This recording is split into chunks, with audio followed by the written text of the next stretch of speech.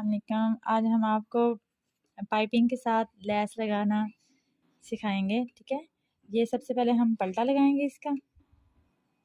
Start करते हैं।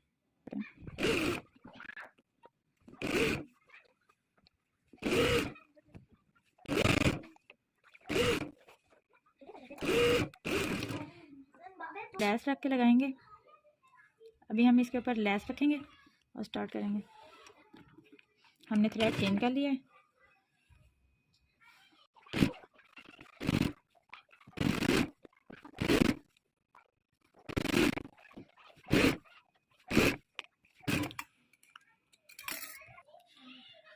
ये देखें, हमने लैस और पाइपिंग एक साथ लगाई है।